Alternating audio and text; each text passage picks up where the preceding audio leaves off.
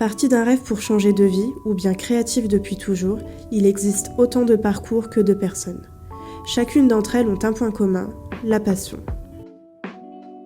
Aujourd'hui, on se retrouve pour parler des recommandations et des inspirations. Donc, bonjour Mathilde. Bonjour Alexine. Du coup, toi, est-ce que tu as 2-3 recos à nous partager ? Alors, pour ce mois de septembre, j'ai effectivement quelques recos. Donc, c'est Advice de Témine qui est très graphique pour le coup. On a des aplats de couleurs sur du bleu. Sadea, il y a aussi un peu de rouge et du coup, ça crée du bon contraste avec des formes vraiment incisives des fois. Et c'est vrai que j'ai pu retrouver un peu ça dans ce que je dessine en ce moment. Toujours niveau musique, mais dans un registre totalement différent. Il y a l'artiste L'Éveil que j'ai découvert. Et son ambiance est un peu vintage, rétro. Et ça me replonge un peu dans un univers années 20, années 30. Et forcément, ça inspire. Ça découle un peu sur l'art, ça apporte du grain aussi. J'ai pu voir dans mes réalisations que ça me glisse progressivement vers l'automne. Ça inspire aussi au niveau des couleurs, vers quelque chose d'un peu plus tamisé, d'un peu plus cosy, on va dire. Donc ça change de la reco précédente qui est plus sur le vif. J'ai également pu bouger un peu ce mois-ci. C'est vrai que ça inspire toujours quand on bouge. On découvre d'autres lieux, d'autres couleurs, d'autres ambiances. Et du coup, t'es partie où ? Qu'est-ce que tu as pu découvrir ? Alors j'ai fait un petit itinéraire à Pornic déjà pour faire quelques croquis. Donc quand on est en balade, justement, petit conseil, n'hésitez pas à prendre 5 minutes juste pour capturer le moment. Ça fait des chouettes souvenirs et ça permet pour vous de vous souvenir un peu des formes que vous avez vues qui étaient sympas. Moi par exemple c'était un paysage, donc j'ai vu un nuage avec une lumière particulière. Je me suis dit je veux le garder celui-là et pas qu'en photo. Et après, du coup, il y a eu Nantes. Donc j'avais déjà été, mais là, ça me permettait d'un peu plus me poser.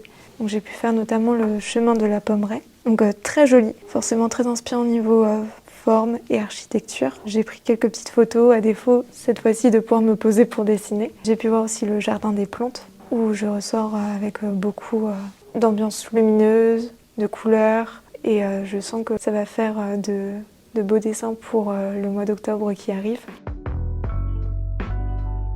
J'ai pu aussi aller voir La La Land sur Nantes, donc qui est mon film préféré, mais dans des conditions particulières parce qu'il y avait un orchestre.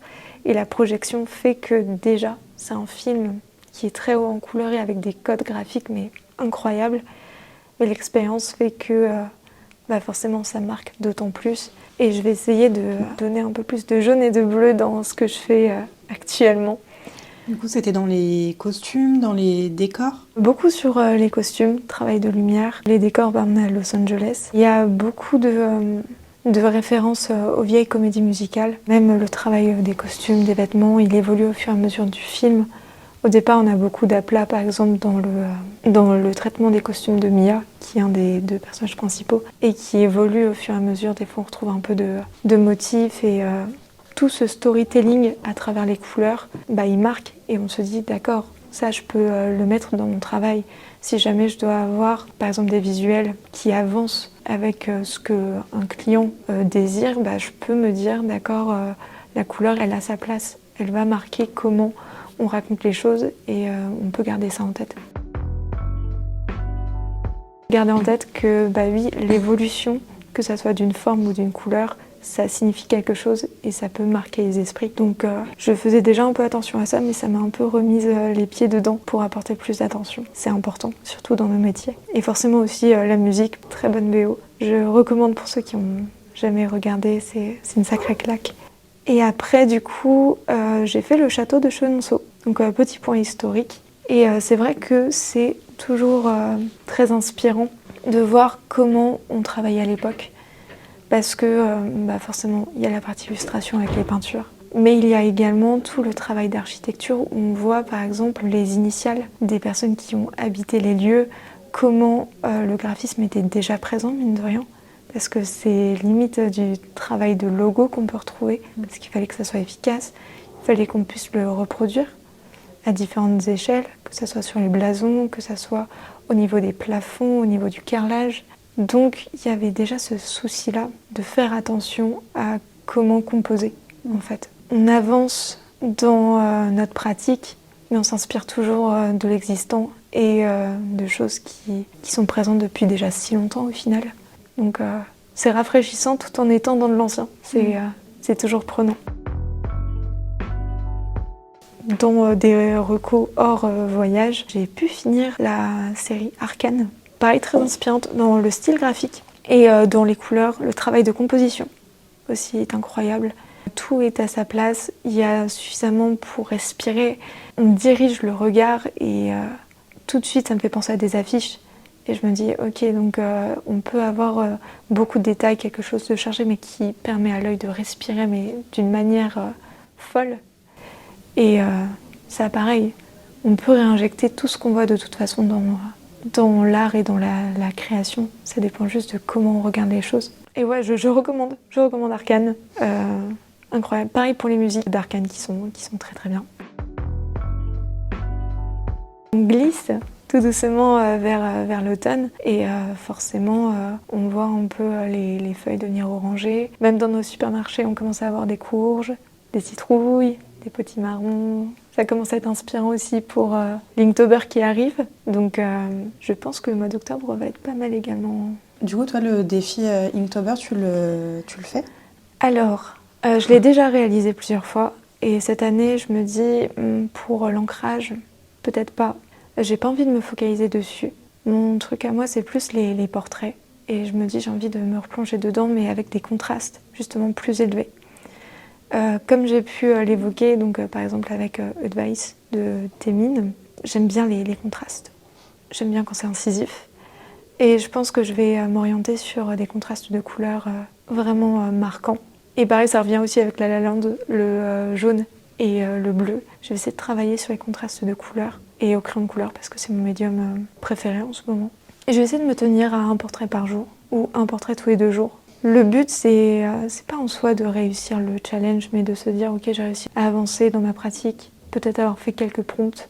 Donc c'est totalement ok si jamais on fait pas tous les jours. Faut pas se mettre cette pression. Déjà le fait d'essayer de faire, c'est tellement plus que les personnes qui n'osent pas. Donc à partir de là, la productivité, elle est déjà présente. Donc ouais. Ça va être faire des portraits. J'espère faire les 31 jours, mais c'est ok si c'est pas les 31 jours. Du coup, tu nous diras ça le mois prochain. Exactement, avec grand plaisir.